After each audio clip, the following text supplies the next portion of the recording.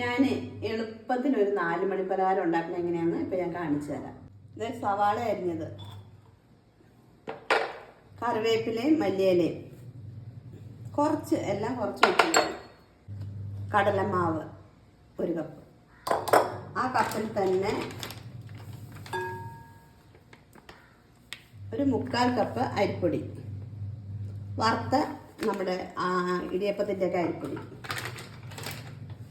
ആവശ്യത്തിന് ഉപ്പ്, കുറച്ച് മഞ്ഞൾപ്പൊടി,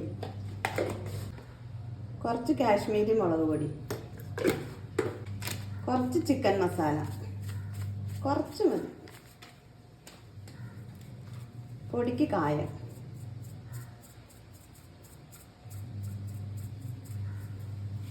ഇത്രേ ഉള്ളൂ. ഇത് നമുക്ക് വെള്ളം ഒഴിച്ച് മിക്സ് ചെയ്തെടുക്കാം. കുറച്ച് വെള്ളം ഒഴിച്ച് നമുക്ക് കുഴച്ചെടുക്കാം.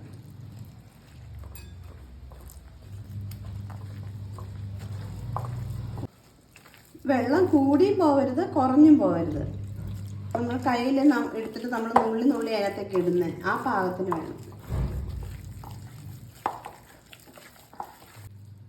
ഈ പാകത്തിനാണ് ഇരിക്കേണ്ടത്. കണ്ടോ, ഇത് നമ്മളിങ്ങനെ നുള്ളി ഇടാൻ പാകത്തിനാണ് ഇപ്പം എടുത്തേക്കണേ. വെള്ളം കൂടാനും പാടില്ല, ഇതിലും കുറയാനും പാടില്ല. ഈ പാകം കേട്ടോ. അപ്പം നമ്മുടെ എണ്ണ ചൂടായിട്ടുണ്ട്. നമുക്ക് ഈ മാവ് ഇട്ട് കൊടുക്കാം.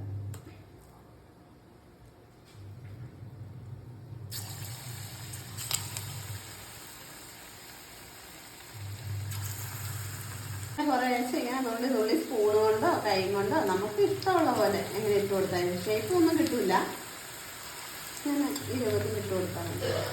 ഇത് മൂത്തിട്ടുണ്ട്. നമുക്കിത് കോരിയെടുക്കാം. ഞാൻ ഉണ്ടാക്കിയെടുത്തു. നമുക്ക് സോസ് കൂട്ടി ഞാൻ കഴിച്ച് കാണിക്കാം. നല്ല ക്രിസ്പിയാണ്, നല്ല ടേസ്റ്റുണ്ടോ. എൻ്റെ വീഡിയോ ഇഷ്ടപ്പെട്ടാൽ എല്ലാവരും ഇത് ഉണ്ടാക്കി നോക്കണം.